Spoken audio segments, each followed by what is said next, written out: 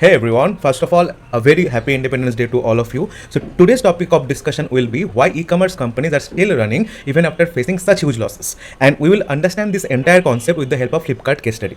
So this video will be a bit lengthy, but trust me that in the end of this entire video, we will learn a lot of good things. So stay tuned and stay with us for the entire video. So before starting about this domain, let us try to understand what was the origin of Flipkart. So if we talk about the origin of Flipkart, Flipkart was originated and was created by Sachin Bansal and Binny Bansal in the year 2007. So it seems that they are biologically related, but no, they are good friends. They are both the alumni of IIT Delhi and they have worked in Amazon before starting Flipkart. Then when Flipkart was launched, initially it was only aimed at selling books, but after that it have expanded to many other categories such as consumer electronics, fashion, home essentials.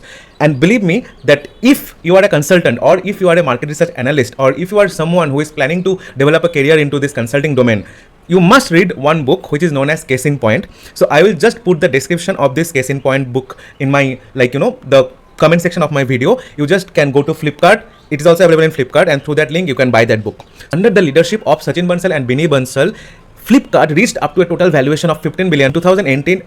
But in 2018, Sachin Bansal resigned from the company and Binny Bansal was forced to resign from the company due to some allegations regarding personal misconduct. Now let me give you a brief overview of Flipkart business model. So Flipkart is mainly a B2C business model, that is business to consumer. So we'll be also covering these different types of business models in our coming videos. So please do subscribe our channel. And Flipkart has more than 80 categories. Flipkart is into health, that is health cart is there. Flipkart is into toiletries. Flipkart is into groceries. Flipkart is into books, shoes, electronics and whatnot. And guys, like we all know about this Flipkart's Big Billion Sale. It is just like a festival of our country, as we all know that India is the land of festivals. And to adding to the bucket of these festivals, Flipkart has also launched its Big Billion Days, which is almost like a festival in India. And we know that in the previous years, how much business does this Flipkart Big Billion Days has created. And if we talk about iPhones also, like so number of people were buying iPhones, which was available at such a huge discount rate over Flipkart only. Now let us try to understand how this entire Flipkart business model operates. So let's say Flipkart is actually a middleman between the consumer and the seller, right? So over here, the first thing that a seller does, seller lists their products over Flipkart. Then the consumer browse and purchase the products. After purchasing the product, they put or they place their orders. After placing the order, they Flipkart shows you that whether you need to you are opting for direct payment or you are opting for cash on delivery or you are opting for payment through UPIs and other apps. So you can do the entire payment thing, and then after that, there will be a notification which will be going to the seller as well as the buyer that the order has been placed. After placing the orders, the product will be allowed for delivery. After you receive the delivery, there will be the last step, that is the consumer services or the customer services. That is, if you face any kind of difficulty, if you face any kind of if there is any kind of issues with the product or if there is any kind of issue with the entire order service, then there is a 24/7 customer service which is over there. You can call them anytime and they will call you at that moment to solve your query. Now let us talk about the shareholders of Flipkart. So Walmart is one of the major shareholder of Flipkart, which is owing almost around 81%. So if we talk about other shareholders of Flipkart, there is Tencent, which is having 5.37% of the entire company stakes. There is Tiger Global, which is having almost 4.77% of the entire company stake. And there is Binny Bansal, which is having 4.20% of the entire company's stake. As we have already seen that Sachin Bansal left the company, he had resigned from the company, so he is not having any share in this company right now. And then there is Microsoft, which is having 1.53% of the total shares of Flipkart. Now, what are the different digital marketing strategies Flipkart do have in order to grow their business? First of all, the search engine optimization. As we all know, in the present day, if you need to show yourself digitally, if you need to show your presence digitally, you must optimize your search engine so that whenever any such keyword is given, which is maybe slightly even related to you, your name should come first. So Flipkart has invested heavily in this entire search engine optimization domain. So it ranks almost 88 in the domain rating. There are backlinks of 15.4 million. There are referring domains of 73.2k. Organic keywords is 12.9 million. Organic traffic, this is important, the organic traffic is 156.1 million and paid traffic is 18.1k. Other than that, if we talk about which states in India, since we are talking mainly about India, if I talk about which states in India is more prone to buy from Flipkart or more prone to online shopping specifically through Flipkart, it is mainly these states. There is UP, Bihar, Jharkhand and Orissa. UP, Bihar, Jharkhand, Orissa, and few parts of West Bengal are also prone to buy more from Flipkart. And if we talk about age groups, then 85% of Flipkart's audience is aged between 16 to 55 years. Now, if I talk about the second marketing strategy, the second marketing strategy of Flipkart is social media marketing. So Flipkart gets almost around 79.08% of the website traffic from YouTube, 7.71% from Facebook, 3.99% from Flipkart, and then there are rest 7-8% from other platforms like Twitter, Reddit, Instagram, etc. Now, Flipkart also invests heavily in celebrities marketing campaign. So you just name a celebrity, it is somehow associated. You will find that it is somehow, he or she is somehow associated with Flipkart. There is Alia Bhatt, there is Virat Kohli, there is Amitabh Bachchan, and who not. Right. So now if we talk about television ads also, so Flipkart also invests heavily in the different television ads. So this is just a commercial which is from 2018. You can find it in the YouTube also.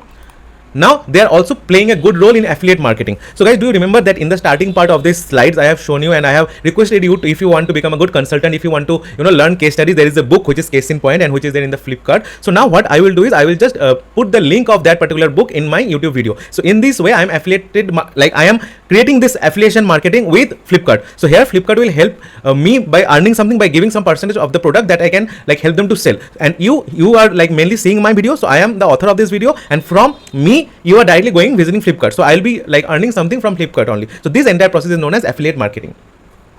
Now, if we talk about what are the different subsidiaries of Flipkart. So Flipkart is having like almost 17 plus subsidiaries, and let us talk about the main subsidiaries of Flipkart. Number one, Myntra. So Flipkart has acquired Myntra in May 2014, and we all know about Myntra. Myntra is known for clothing brands, like it is an online seller of clothing. Now, number two is PhonePe. PhonePe like has been acquired by Flipkart in 2016. This is as there is pay, so this means there is like it is helping in financial things. So this is a digital payment app only. Then there is ClearTrip. So it is, since Trip is there, that means it is related to travels, and Flipkart have acquired this ClearTrip in the year 2021 in the month of April. Then there is eCard Logistics. So this is a logistics arm of Flipkart, and Flipkart does all the entire logistic process to eCard, and Flipkart has acquired eCard in 2015. Then there is Shopsy. Flipkart has acquired Shopsy in 2021 in the month of July, and Shopsy sells products. It is there, has like in footwear market, clothing market, it is selling everything but in a much cheaper rates. So there is Jeeves. Then there is Yantra. So Yantra is specifically, it is also a subsidiary of Flipkart. It like, if you are having any kind of problem with your mobile phone, you can just go to Yantra, and Yantra will help you like with that particular problem. Then there is ANS Commerce. So it is also a Flipkart company. So ANS Commerce helps all the e-commerce companies in all their strategy building, and also it is mainly a coaching platform to all the e-commerce companies. Now, obviously, like Flipkart is doing this much, right? So let us look how Flipkart earns. First of all, Flipkart is an online marketplace, so it is earning from both the seller and the consumer. Then Flipkart is also running in commission based revenue. Obviously, like if I am a customer, if you check Flipkart right now, they have started taking convenient fee. Like if you buy something and place any order, like for let's say I have bought one phone and I am just buying it and I am just ordering it on COD, that is cash on delivery. Flipkart will charge me either token of 5 rupees or 10 rupees for the same. So this is how commission based revenue works. Then there is logistic and fulfillment services. Obviously there is eCard. Obviously, like eCard is one of their logistic partner, and like eCard helps in storing, collecting and then sending it to the desired address, whichever the, let's say there is a customer, he's from like, let's say southern part of India, he's ordering something from northern India, so eCard will take care of the entire process, from the packaging, from the shipping to the delivery. So eCard will also charge something for this. So this is logistic and fulfillment services. Then there is advertising revenue. If you open the website of Flipkart, you can check over there that there are many advertisements. Let's say there were advertisements of Nothing phone, there were advertisements of like Sony laptop, Sony earbuds, maybe there were advertisements of different clothing brands, let's say Roadstar and other brands also. So they are also generating revenue from those advertisements also. Then the subscription based services. You also know that there is a Flipkart Plus, right? That if you are like buying this many of the things, if you are like buying, let's say some amount of, let's say 10,000 per year, then you are like a plus member. So this plus membership renews year after year, and now if you stop buying from Flipkart, then in the next year you will not be a Flipkart Plus member anymore. Then there is financial services. Obviously, like you have also seen that Flipkart gives its own loan, right? Flipkart has their own financial deposit. You can like take a loan from them to buy from them only. So they are also selling financial services. So obviously, guys, if they are doing these many things, that means they are earning a huge revenue, isn't it? So yes, they are earning a good revenue. So if we talk about the revenues of Flipkart from the financial year 2014 to 2022, we'll find out that in FY 2014, the revenue was $0.35 billion. Then in 2018, it was having a $2.67 billion. Then in 2019, it was having a total revenue of $5.37 billion. And in FY 2022, that is the previous year, it has generated a revenue of almost $6.30 billion. So this shows that how Flipkart has grown in the previous year. But wait, there is a bottleneck over here. And what is that? So despite earning this much of revenue year after year, if we talk about that whether Flipkart is a growing company or not a growing company, is Flipkart making profits? The answer will be no. So this is just the the loss of Flipkart that Flipkart has made from the past 10-12 years, that is from 2014 to 2022. Now if we talk about the year FY 2014, you can see over there Flipkart has like made a loss of 4 billion Indian rupees, right? If we talk about 2018, it has like made a loss of 46.9 billion Indian rupees, and in the FY 2022, that is the previous year, Flipkart had incurred a loss of 39 billion Indian rupees. So why having this many of revenue streams, still Flipkart is not making any profit?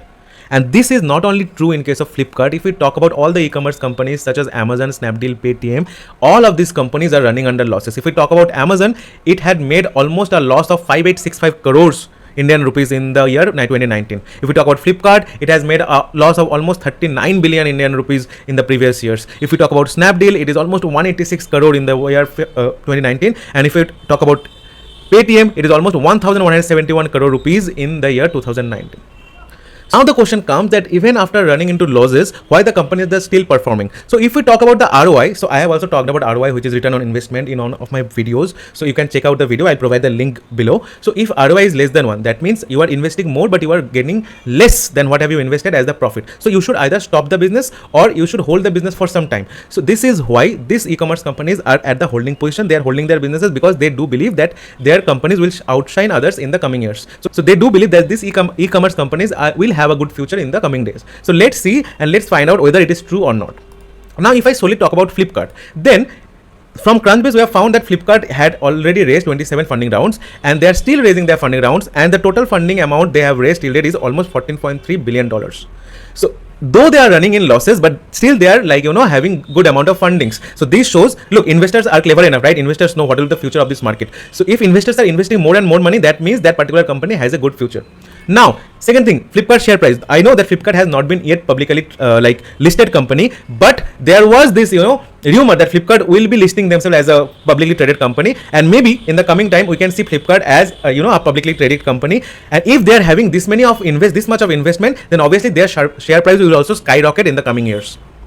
Now, if we talk about the future plans of Flipkart, then Flipkart includes this of the following points. Number one, expanding into new product categories. So till date, they are serving almost about more than 80 categories, and in the coming days they will also be serving more than that, right? Maybe 100 or more than that categories. You just name one product and Flipkart is there to sell you that product. So they are investing more in technology and AI, artificial intelligence. As you guys know that artificial intelligence is right now the talk of the town. So obviously Flipkart is investing more into that. That means they will have a good future. Now Flipkart is also reaching every nook and corner of India, right? Now Flipkart is also investing more in logistics so that they can reach in every nook and corner of India. They are also increasing partnerships with MSMEs, that is micro, small, medium entrepreneurs. So obviously if they are having more and more sellers, that means their portfolio of the products will increase, and if their portfolio of the products will increase, which will directly mean that they are selling more products, and if they are selling more products, that means they are having more customers, and that means indirectly means they will be earning more and their revenue will be more and more.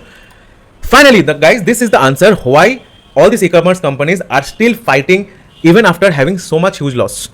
So if we talk about the total e-commerce market size, in 2014 it was just 14 billion US dollars. In 2022 it is just 74 or 75 billion US dollars. But if we talk about 2030, you see the exponential growth of these e-commerce companies across India from 2022 to 2030. It is almost, you can see over there, 5 times than that of 2022, right? It will be, so this e-commerce industry is believed to reach almost $350 billion in the year 2030. So look, though I can understand that e-commerce companies are making losses right now, Flipkart is also making losses right now, but if we see the future is pretty bright for the entire e-commerce industry. And if Flipkart fights successfully, then Flipkart can reach or can occupy almost 70 to 80% of the entire e-commerce industry, and can prove itself that though it is incurring losses right now, but in the coming future, maybe 10 years down the line, Flipkart will outshine every e-commerce industries, as the e-commerce industry has a very bright future and it will reach almost of 350 billion US dollar rupees in 2030. So thank you guys, thanks a lot for staying with me in this lengthy video. I hope that you have learned something new today, and if you did, then please do subscribe my channel, and I will be coming with more such videos in the coming days. Thanks a lot guys.